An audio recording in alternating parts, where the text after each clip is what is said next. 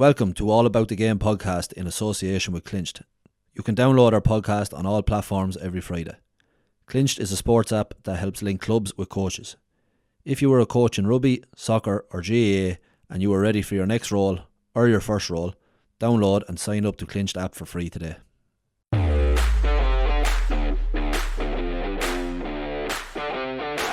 Leinster looking to counter here. Sean O'Brien, well, if there's one player who can take a hit from Courtney Lord and stand and see it off and bounce off. Raised thanks to the accurate free-taking of John Doyle. 2 points between the teams. Football is very, and maybe in that moment should have slipped maybe very to go have a conversation and say, I'm going to make that decision, but it ultimately comes down to them.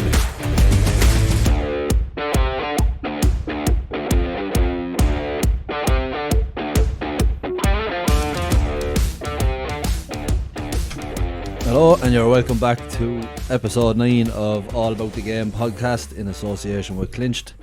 I am joined by Johnny Dial and back from last week from the farm, and he was busy with the farm. Sean is back with us, so it's good to have him back. All the grass seed is in, thank God. Everything's sown, but there's no rain, which is a big problem. So maybe we should have waited till this week. Yeah. One thing you can't control. I have no problem with no rain. No issue at all. No issue. How's your week gone, lads? Johnny, you were running marathons. Yeah, I had headed north to Belfast to run a marathon. Someone said the madness has to come out somewhere. So enjoyed it. Tough course, huge crowds, great atmosphere at it. Got through it, so that was the 3 hours and 4 minutes. Suppose you got through it. Jeez, fair old time. yeah. I said to someone it was downhill with the wind in my back, but no, I done a bit of first year actually. I got a bit of training into the legs. Normally, you're at the end of a football season and you're heading for Dublin with maybe 2 or 3 weeks lead into it, where I've been sort of working, getting miles up on the legs. So I pushed on anyway to see what the body would do. So yeah, enjoyed the experience. It was tough going.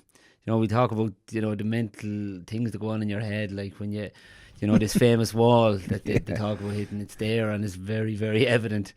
It was about 38, maybe heading for 39 kilometres, and you just turn the corner and there's this gradual hill. Oh, it's just like someone jumped up in your back, like, and and your head is just screaming at you. Yeah. Just walk, stop. You're only running against yourself, but you have to. What is it? 42 altogether, isn't it? 42.2, yeah. That 0.2 podges are tough. It makes such a difference. But no, it was good. Good. Met a load of people. Obviously, the GA people find each other. We met some great people.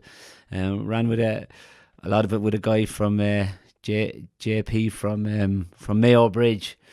He wanted to talk about Benny Coulter scoring the goal, and I didn't want to talk about Benny Coulter scoring the goal. But we had a good old chat early on. The chat sort of dwindled out then, but we pushed each other on, and great experience. I'd say it was like what's that film? Tom Hanks that he runs across America.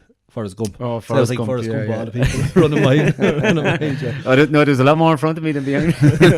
But good. It was a good experience. Yeah. Good experience. Eager to go again. Then. It's funny, after you cross the line, you're thinking, never again am I putting myself through that. But after a day or two, you're thinking, and I have a ticket for Dublin, so probably give that a rattle now, But that's the first thing that goes into your head. Why? I'd have no more interest in running a marathon. Yeah. No, I just wouldn't. Nor me.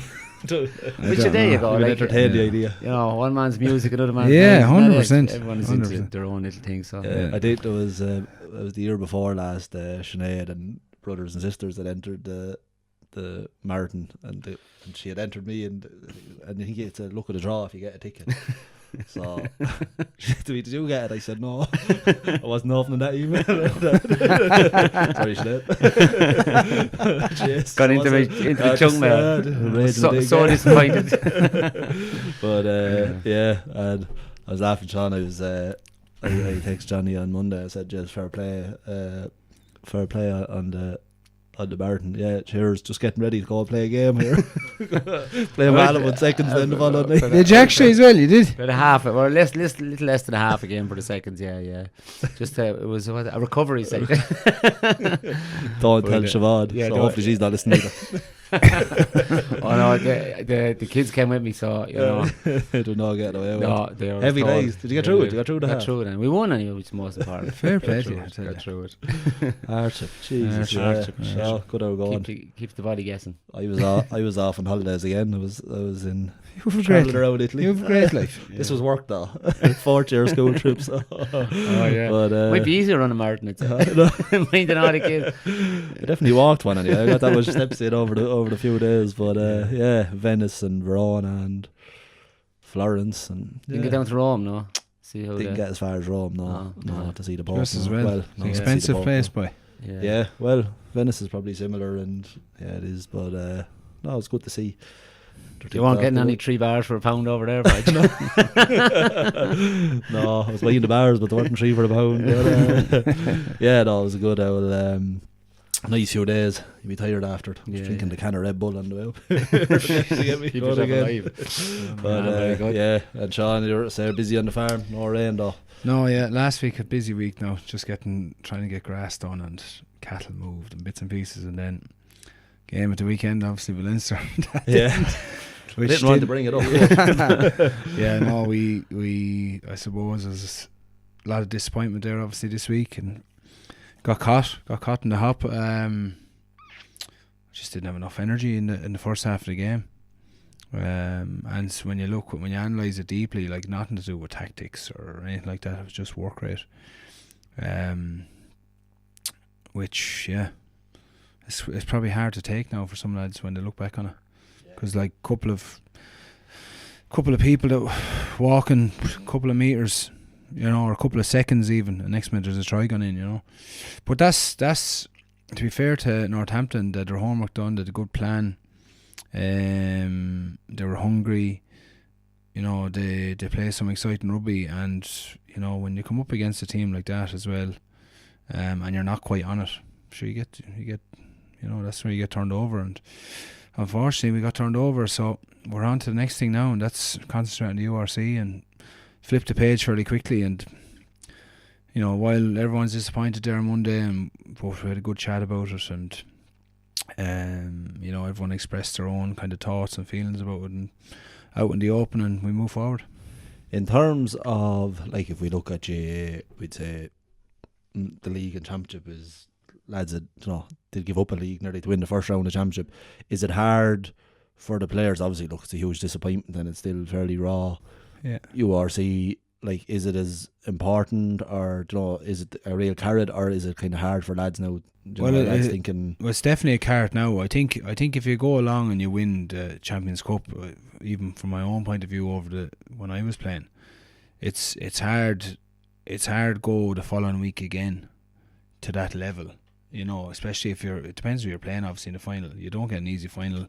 Doesn't matter what kind of sport it is. It's always going to be tough and hard. But if it's a very physical game, you have to turn it around. Obviously, you're going to celebrate your first final, which would be a Champions Cup final. But now that we're out of that, you know, there's certainly the carrot now is, you know, it's a bit bigger carrot now to go after, because, you know, we really wanted to have a successful year, and this is the last thing we're in, so we have to, you know, we really have to focus in on it and go gun ho for it now.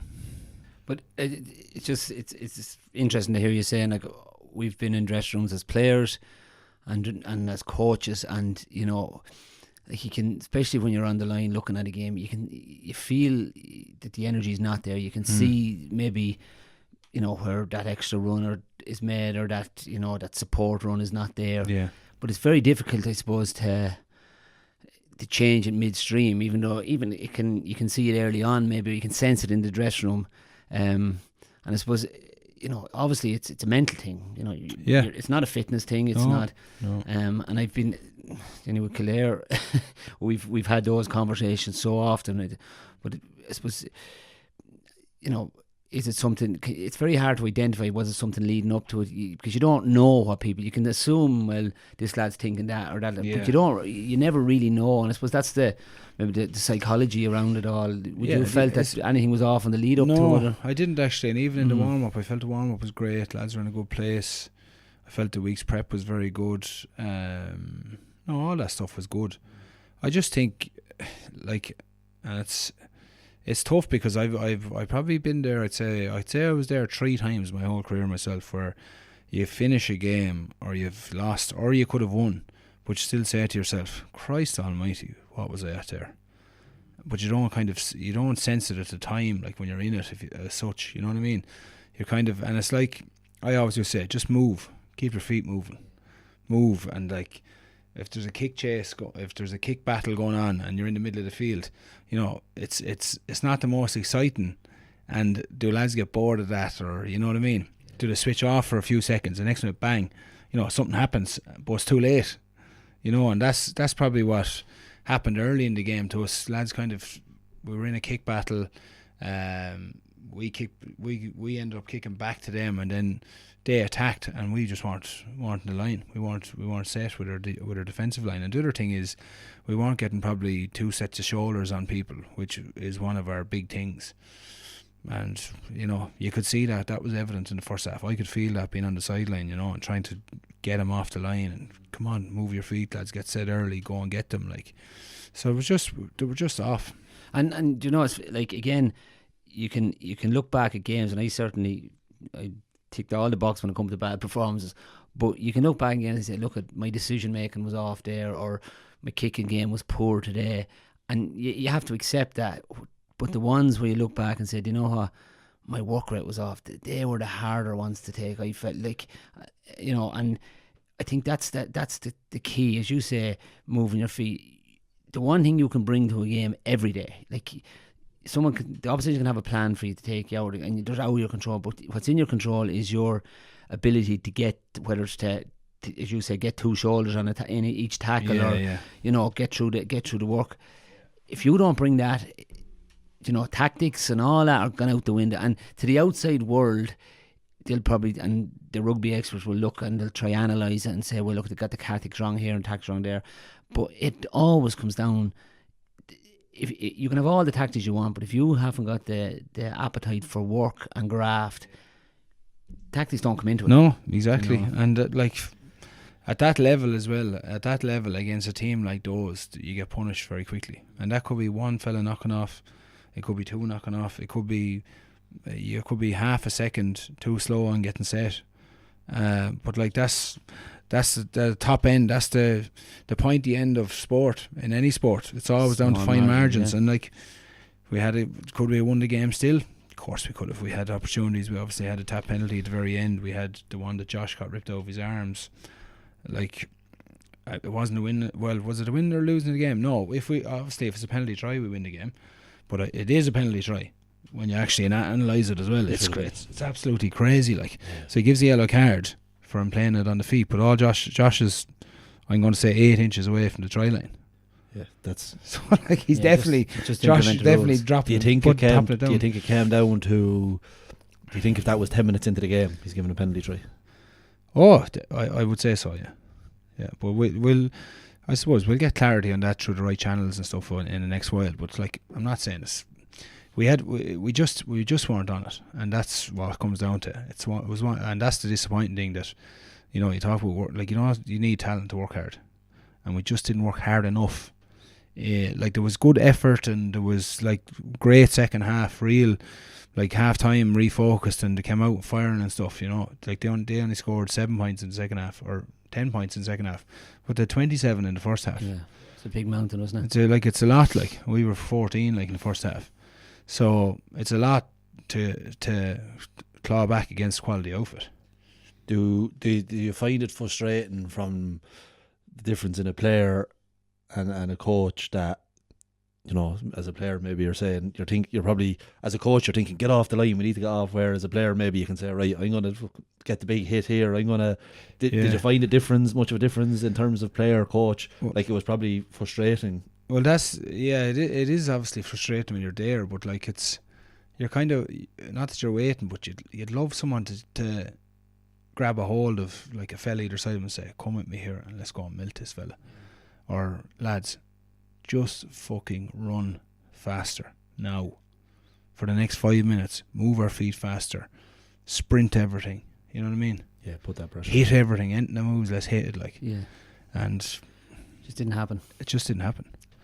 It happened at times, like, It happened at times. Like, we had a great, like, start to the second half. Energy was high. All that stuff was there then. But it was too big of a hill to climb back, like, as such. Even though we had still opportunities, we could have still won it. But I just think in a semi-final, when you give a team those scores, and they didn't work for their scores either. It wasn't like as if they brought us through 10, 15, 20 phases. The next minute, Davis broke. Like, in the second half, they tried to go in the second half, they brought us through a few phases, but the ones that they got mostly off counter and stuff were like first phase, bang, next minute they're gone and away.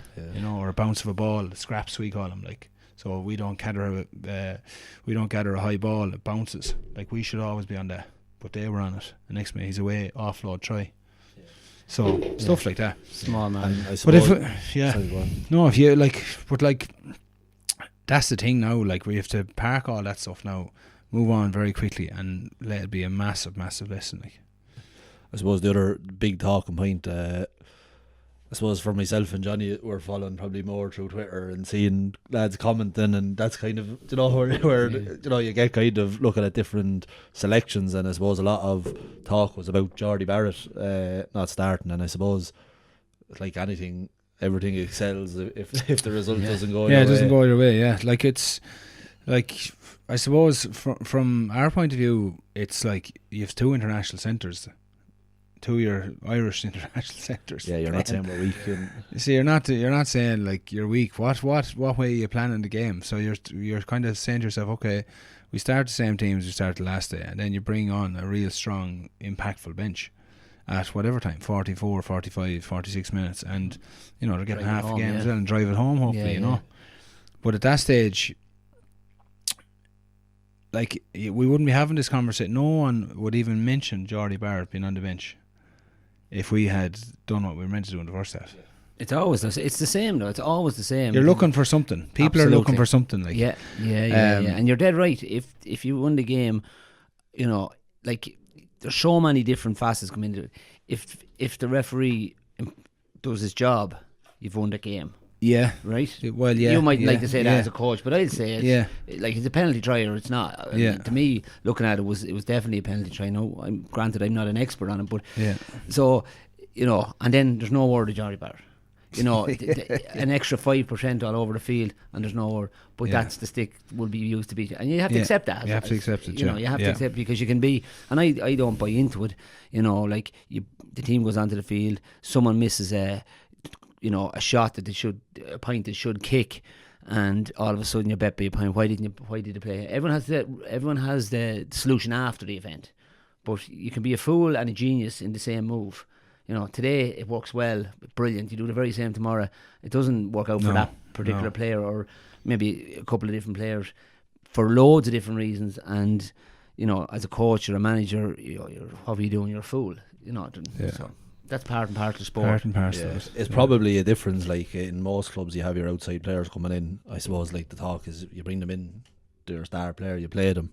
It's probably the only team maybe that's different with Leinster, because they're so stacked. As you say, Kerry Ringrose and Robbie Henshaw is probably still the strongest centre player. That's the thing. Like, I would look at it that way. What I've said, like, that you just have a good, strong, impactful bench, and you bring him on like early in the second half, which we did. But and it's always a funny one. Obviously, the outside, I don't know what way Jordy Barrett took it. You need your, like, he came on and played well. An example, Soupy Campbell with Armagh, like, he would have had to nearly said. He could either said, "Fuck this, I'm not starting," or he could have said, "Well, yeah, I'm." And look, obviously, professionals are maybe in a different. They are ready, and he was ready. Where you definitely see what Armagh, like, the impact Soupy makes. Same with Kevin McMiniman in Dublin. You know, but he was used that way for years. Like, and I'm sure there was times he wasn't happy with it. Of course, but look at the impact. But again, it's back down to the things you're in control of. You have a choice. Like, the likes of those have a choice. They can feel sorry for themselves and not impact, or you can come on and make a huge impact. And, like, you're still doing all the training, you're still committing to. Obviously, this is at amateur level. Like, they're rugby players, they're contracted and they have to turn up.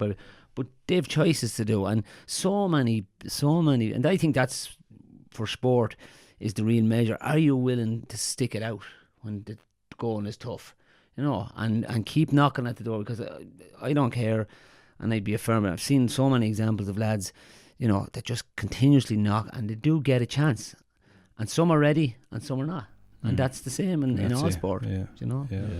There's a lot of talk about Henry Pollock and his I suppose his try that was, and we'll look at it probably in a few minutes, like nearly like a winger taking it down the line. Oh yeah, no, he's a looks- serious athlete. Like, Yeah, he's come through the I think it was the 20s when they won the World Cup for the first time in 12 years. But no, he's flying. he looks a player. Oh, he does look a player, but he got an armchair right as well. I was to be going to fair say, to him. yeah, Like, don't get me wrong, he's talented, he's exciting, he's different, incredible pace and stuff for a back rower. So, like, you know, he's going to be excellent, obviously. But I think now we made him look very, very good. You know, the whole day. You just see, I would have seen before in the past. You'd kind of think, even when you were flying, even when, let's say, I think of myself when I was 21 or 22, and you think you're untouchable, and next minute some older fella, I wouldn't say lad, but some older fella, like, just beats the shit out of you. Mm. Bring And you it right would have down there. always been a lesson to me then when I was getting older, like, when some younger lads were coming through on other teams. You'd be saying to yourself, well, when I get this lad in the contact area, Yeah, I'm going to do a job on him every time I get my hands on him. And, like, you soon see him kind of shrinking away. He keeps getting hit and keeps getting hit. So, So you enjoyed them ones, did you? but, like, it's like he hasn't got that yet. He hasn't got, but, like, maybe he is clever. Obviously, he's a clever player. He ran good lines last weekend.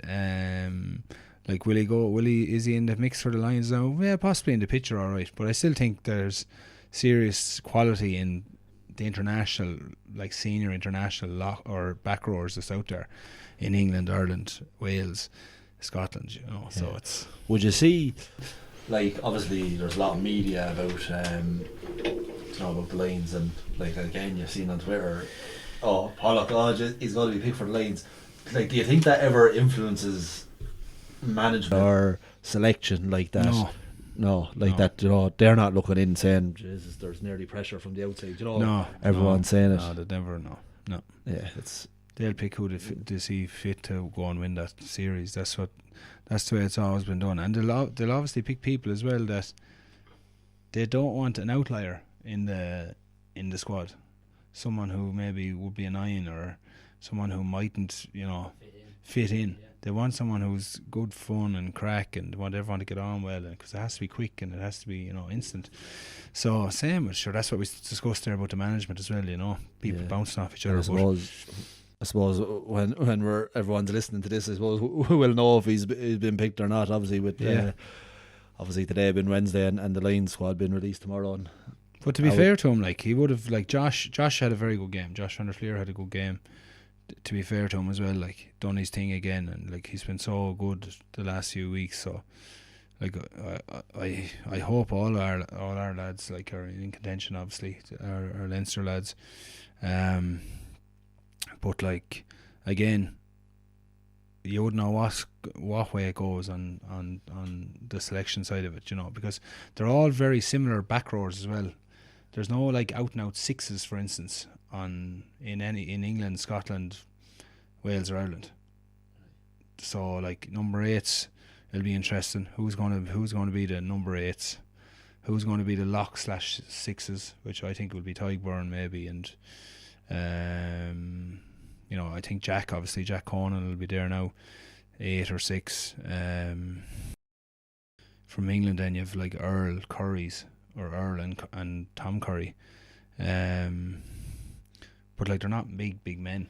Yeah, has that changed? That's definitely changed, and it's probably an area we're going to look at in terms of, like, strength and conditioning.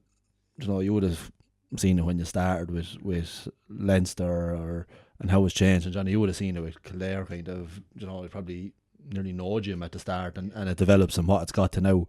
Has that position, like, I'd kind of, this from, again, looking from the outside, you think it was kind of your bigger, slower nail lads, where now you see, like, lads in them 6 and 8 positions, and they'd step a lad and they're gone, like. They're gone, yeah. That's what you need to be. Most back rowers nowadays should be able to play the whole way across the back row, I think, 6, 7, 8. No, the difference is, if you're shorter, like myself, for instance, you're kind of more of an 8 or 7. You're not really like, most packs have a good jumping option as a 6 in their line-out. just because you're 6 and then you have your 2 locks. So if you have a 5 or a 6 man or line out, so you have options everywhere. If you're someone very short, it's a bit different, you know. So who would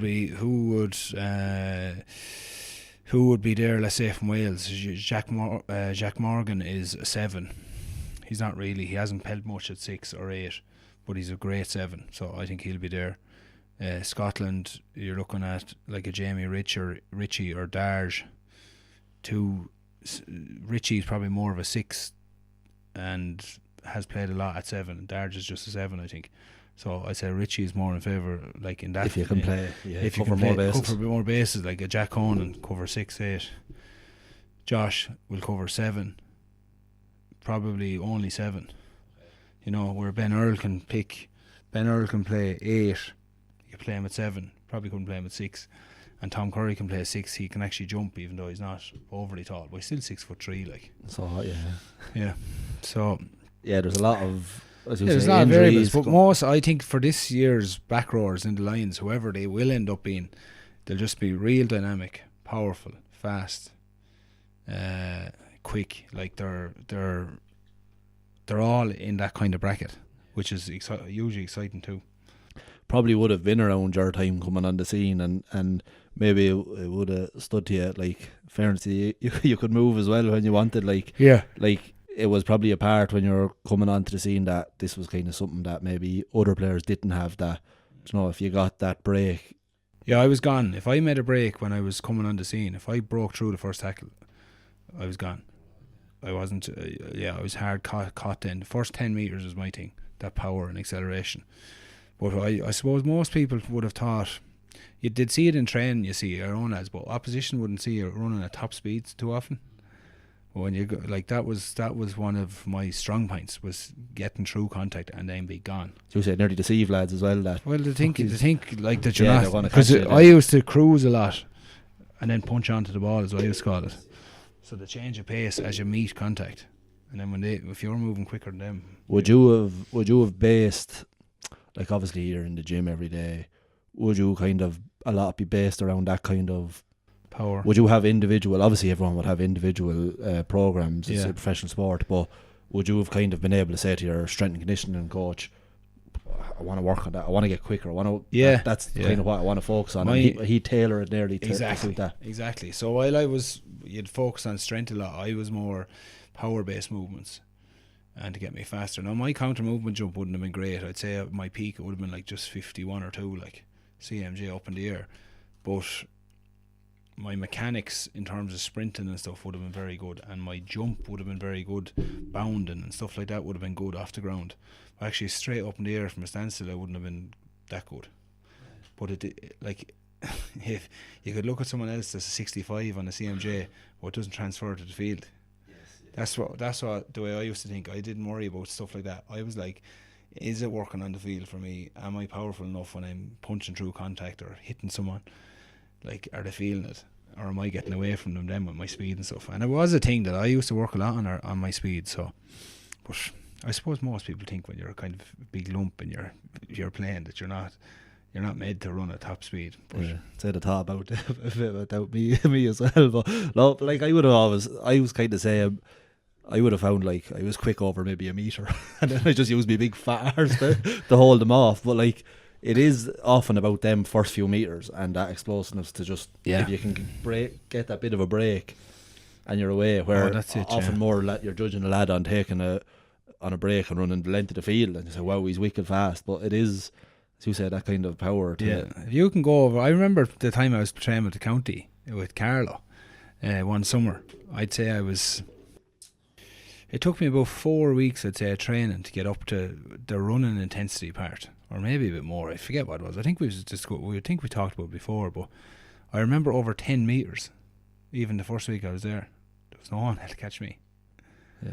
But that's particularly for GA, that's the important part, is create separation. Yeah. And like, problem was, Johnny, I hit quicksand in after about 20. Yeah, but that's, you play, I would have felt like everybody has something that they're really strong and really good at, and if you can make the opposition think that's your weakness, you're in a really strong position. Like, I know Pod, you're tongue in cheek with, but you were unbelievably fast for a big man over 10 metres. And like, that's all you needed to get out in front, and you had 2 good feet. And, you know, it always, you know, 9 times out of 10 it was a score. You put yourself into a position to score. So, but to the outside world, you would probably say, oh, you know, a bit slow in there. So, you know, you would, and I think that's where, like, I was a bit different. I didn't have that pace, that off the mark. But where my strength was, I'd be running as hard at the end of the match as it would be at the start of the match. Yeah. And I'd often get roasted for the first 50 minutes, but you could end up getting on the end of a ball, you know, maybe get 2 points at the end of a game. You know, so my thing in my head was, oh, just keep going, just keep going, just keep running, just keep moving. You'll eventually, and hopefully he gets sick of you. Wear him down. You know, so that was the one thing. Like, I wanted to get stronger, I wanted to get faster, I worked on those things, but I also was very conscious of, you know, let's work to my strength as well. I used to laugh when, well, like, usually if you're playing full forward, teams used to put, like, Jesse's tall, high ball. They used to always put a big lad on me. Yeah. They could leave me there on my own and kick in a high ball, I wouldn't catch it. I was useless in the air. Useless, but it actually used to. I'd prefer marking a big lad to a smaller nippy lad. Even though it would have made me debut in championship against Loud. I think a lad with 15 on his back, big, massive, tall lad came in. I think because Tomas O'Connor wasn't playing or something, but it was grand. Like, I get a ball down on my feet or in front, no problem. But in the air, stonewall, useless. Like, and if I something, you're hard on yourself. No, I was good down. Now I can't really bend me back, but it is. Johnny, you probably wouldn't have been like. I suppose we would have seen, and we would have. You would have probably seen when I was coming on the scene. It was all kind of strength and conditioning, but it was all probably been more introduced. You would have seen over time in terms of, like, I don't know, when Miko was there, would you have done gym? No, there was certain lads would have been doing a lot of, but it was never part of the program, never. But it was, I often say, we didn't have S and C, we just had C. You know, it was all about running and, you know, just getting, you know, like that, being able to sustain a certain level, very unscientific.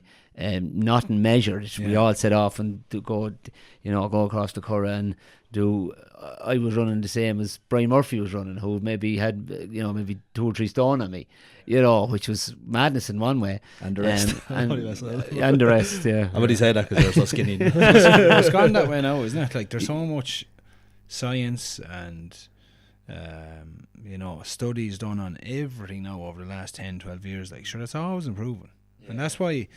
Like, that's why everyone's saying now, work smarter, not harder. Like, you know. But now there's a fine line with that. I think that's saying as well, because some lads up here think, oh well, you know, this S&C is telling me one thing, and you know what I mean. Yeah. But you have to you have to put the work in. Plus, you have to be able to play the game. Like, I know lads that would, you know, you put them on the line against anyone in the country, and then match them in sprints. But can look slow in the game. They don't play fast. There's a difference. You know, playing fast and being able to run faster too. And you can look, like, I've often come out Kildare matches. Oh, our fitness was off and we're too slow. We have enough. And I'm thinking, if you only could see the numbers that these boys are producing on a Tuesday and Thursday. So, but you have to. Do you know what I mean? So, like, you have to be in the gym and get your strength and conditioning up 100%. But for me, it's to make you faster, to play faster.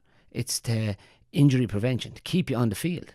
That's a lot. Like, being able to, for GA players, being able to bench, you know, whatever, 120 kg is fine, and it looks great. There's a bit of slagging in the gym, but it's not worth a shite to you if you don't produce the. And it probably is, like, it's, I suppose managers have all this big team around them now. Like, it's. Like, sometimes you see just you didn't cover enough ground. Do you know, you're looking at the stats and it does come into it. Like, I remember there was a few years ago we played Comfy and we wore the GPS. But they had all the Richie. They had all the stats and it was up and then it was me, it was down here. And one lad says, in fairness, I think I got 8 pints, but I got a pint every 70 metres. And we're laughing. But, like, as you said, I'd make my run, like, I'd hold, and I'd go one way, I'd go the other where Johnny, if me and Johnny were playing the same game and you were in another corner, I was kind of getting, Jesus, like, your numbers are way down. And it's same as a wing forward. Sometimes you see a lad, he might cover 12k, but you're kind of thinking, but did he influence the game? Did he? Yeah. I think that and most at intercounty, at elite, the GPS, but it's there to confirm what you can see. For example, like you can say, Podge, if you're playing one corner and I'm the other, and I'm after covering, my high speed run is here, my distance covered is way over, but like that's back to your point, John, is working hard and working smart. If you kicked 6 or 7 points, well then That's smart. that's exactly. but my movement could have created that. Correct. Yeah. Do you know what I mean? Yeah. And that's where you have to analyse the whole thing. And at the end of the day, if you're playing the full forward line, your number one job is to score. You know. So, but if you're chipping in with a point and you're saying, oh well, the ball wasn't going, then I can go to you and say, well, look, were you looking for the ball? You know, it tells me here that you weren't. My numbers are telling me that you weren't making those sprints to get out in front of your man to demand the ball. Do you know what I mean? And then you back it up with video. So that's where I think but looking at all this, Podge, we took you off because you didn't cover 12k is rubbish. Madness. Mad. And I don't think that's there anymore. No, I don't think so. I think it's hugely beneficial to but again, it's managers and noise coaches from to the have outside. it. A lot of this is noise from the outside. People assuming that this goes on. Like the analysis and what we expect from players and reviewing and what goes into selection and why you select a player. There's so many different things come into it that people have no idea of.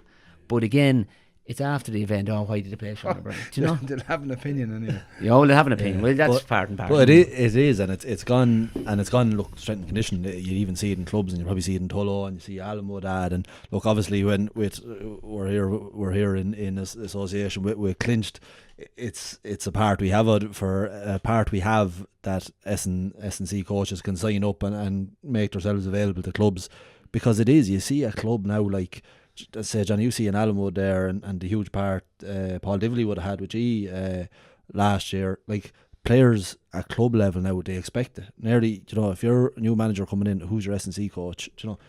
It's expected, and it is such an important part. They do have a huge role to play, even in looking at, right, we would have had lads hurling in football, like, stay at home tonight, don't do anything. Exactly, yeah. Do you know, because you can, or it's a case of, listen, you need to, while you're playing matches, you need to get a running block in here away from, able to bring all that together, but with an understanding of well, look, I have a football coach and head on me as well, to be able to say, well, how is this applying to the game we're seeing? Is it going to make him better, or is that affecting his game?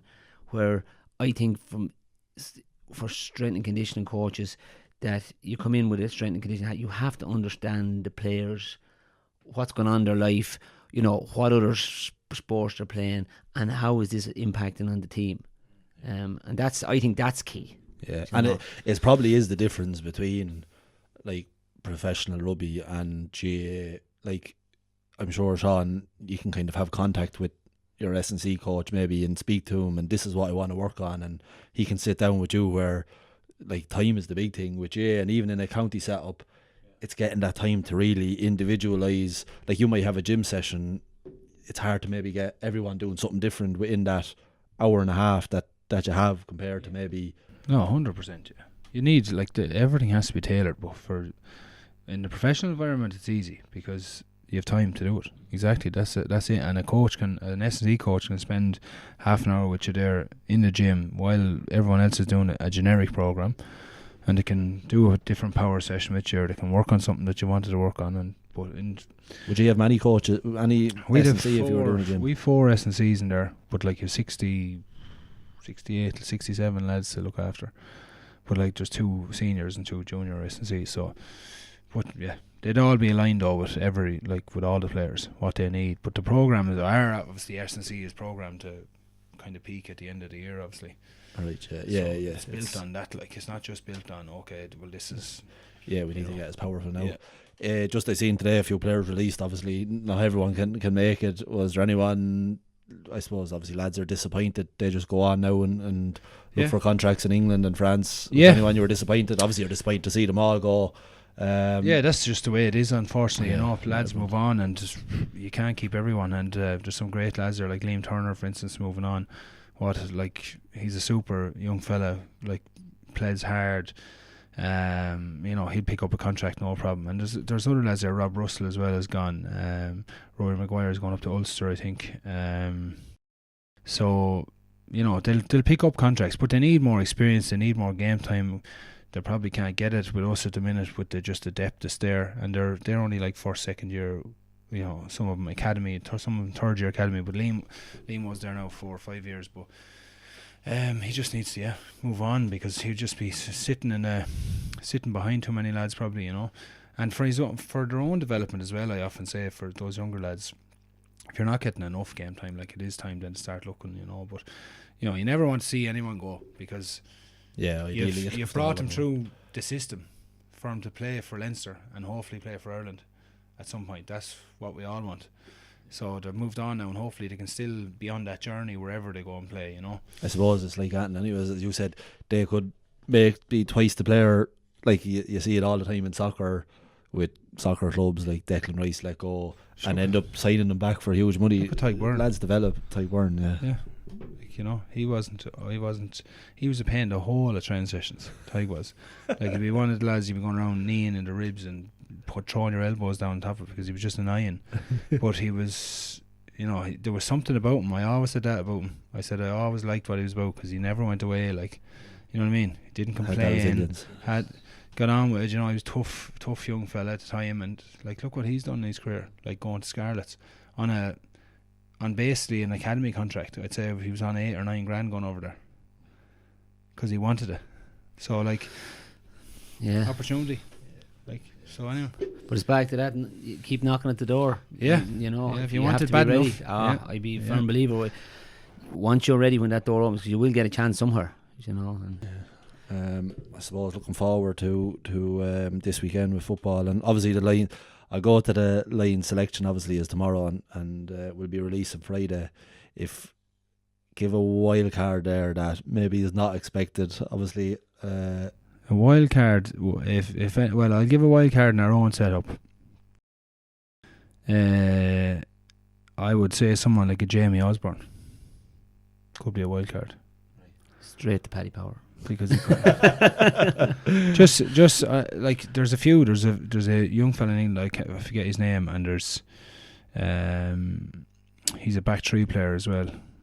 I forget his name anyway, but he's rapid as well. But I just think with someone like Jamie, for instance, he can play in the centre, he can play on the wings, he can play 15.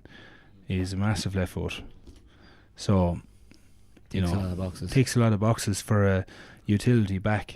It covers kind of everywhere. Who else would be in that? A few weeks ago you tipped Sam Prendergast. You stick to that? Yeah, I think Sam will go. Yeah, I do. I think he'll go. I think Finn Smith will, Sam, and Finn Russell probably. I think be the 3 that goes. Yeah, I think so. Yeah. Maybe Owen Farrell as a 10-12. Yeah, I suppose he can cover 2 as well. Then, I don't know though, but I think the 3 boys. I think from just their international games over the last 12 months, I think those are the 3 that'll be there. Yeah. For the I hope all our lads. I know. I really do like. But for the likes of Sam Prendergast, who's first year international, it must be like, if he gets selected, and look, we all hope he does from a Kildare point of view, but with something like that, from a confidence point of view, you'd imagine if it comes in right, it'll just propel him further. Yeah, it will. It will definitely. It'll give him a lot of more confidence, because you've some of the best players in the world around you. Yeah. Like, from the other, like, whatever about our own lads, we obviously he'll be very comfortable with them, but like, you'll be having an Ollie Lawrence maybe, or you won't be having Ollie Lawrence, he's injured I think, but like, let's say centres from Scotland, Tuilupu, like, when he's like, it'd be class for Sam to get his experience as well, or like some of the English backs, and the other dangerous players that are in the Six Nations that you're looking at and analysing, saying, we don't give him the ball, but next minute you're playing with him. Okay, what can I learn from this fella now? Yeah, exactly. Yeah. So like, he's so much learning. It probably is the position 10, is it, that takes the most learning, as in definitely, you have to control the game. Yeah, like, if you don't control the game, you don't win. Yeah. So he's obviously on the right trajectory, obviously. You know, and he'll have speed bumps along the way, no doubt. same And people as are going to be, you know, after his head the whole time because he's the conductor as such. It is funny, you see, like, you know, a few weeks ago, a good game. Has to make the Lions. Then Leinster get bet. They can't bring Sam I know, in. yeah. So Yeah, I as know, you said, I know, the management yeah. probably not looking to that No, outside no, Lions and go ahead. I suppose looking forward to this weekend, Johnny, with the Leinster Final and Ulster Final. It's probably as exciting a Leinster Final as it's been for 15 years. Yeah. Well, definitely in recent times. I seen there today, I was looking at up at 55,000-60,000 compared to 21,000 that we saw last year. So it's exciting for both Louth and Meath. They're going there both with a huge chance to and it would be huge. Pricing the same on that game, by the way. I haven't actually checked, but I presume Meath Might be are favourites. I'd say, I'd just say 1 to 2, 2 to 1. Yeah, So just unbeaten Dublin, they probably will get the favourite tag, but it's very evenly. I think it's very evenly balanced. It could go either way. You know, I know just from some of the comments from Loud, one or two lads I know up there, they were disappointed with even though they won with their performance against Kildare. You know, felt that Kildare dominated them for so long in so many areas, but still, you know, the goal was crucial. You know, we went 6 up, and it was a 10-point turn by half time, a swing by half time. They took their goal chance, and that was it. And we had probably 3 clear-cut goal chances. Didn't take any of them. So they'll feel that their room for improvement is huge compared to, you know, Robbie Brennan's going to have to, and I'm sure they'll have spoke about it in depth about, you know, Dublin's gone now. It's back to the. It's not good to them. It's not good to them. It's back to getting the basics. Let's chase that better, perfect performance. You know, we made mistakes against Dublin. We did lots of things well. We have to continue to do well and beyond to go and win it. So I'm really looking forward to it from a neutral point of view. It is actually. They've done a lot of media after the win. Yeah, Meath. Yeah, they did. Done a lot of media. Yeah. I would have been like, I don't know. I was just in my head, I was like, do you close up shop like after beating the Dubs, because everyone's saying, oh, it's Dublin, like, you know. Yeah. But again, John, I think if Meath win, Robbie Brennan will be saying, no, he let them at it. We enjoyed the experience. We bet them. We're trying long enough. You know, embrace this. It is to be embraced. That's why you play sport. If they're beaten, they did too much media. Do you know? And neither the game will be won and lost in that 70 minutes. You know, and there will be people, you know, experts on the Sunday game analysing on podcasts. Oh, they shouldn't have done this. They shouldn't have that. At this moment in time, I think, you know, it'll be close.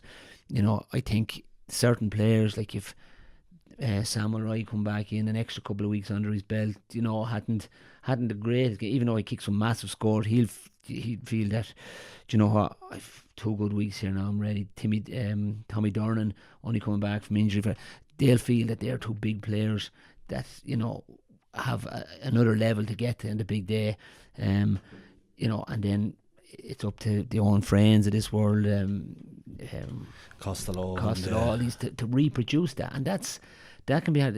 I think for me it's a mental thing as well. They'll have a lot of, you know, because we've all been at the point where, you know what, I'm peaked now, and bang, you know what, it's a long fall, you know, for no reason, but just doesn't happen for you on the day, and sometimes the harder you try, the worse you get. So as you said, I actually thought it's evens Meath 6-5 Louth, so there is nothing in it in that regard. So be having a bit of meat at that. Yeah. I think could come down to a goal line brawl again. Jesus, I hope not. Yeah. No. But yeah, look, all that comes back into it, like that. But yeah, no, it'll be a really exciting, good final. Yeah, it's nice not to have the Dubs there. Like whatever, like they're obviously a great team, but it brings a bit of new energy now to the whole thing, doesn't it? And plus, like the Leinster Championship, and I'd be no problem saying it, for no fault of Dublin's, but the Leinster Championship is after getting a hammering for the last 15 years, an absolute hammer. Well, probably less, you know, over the last 10 years. That's, you know, I know, like, but everyone else was was Like- trying, but just couldn't do it. But like know? you can just imagine the celebrations in Meath or Loud, whichever one wins it, like whether it be open top us and like We'll it'll go up. be- We'll go up. yeah, we do a yeah, podcast from there.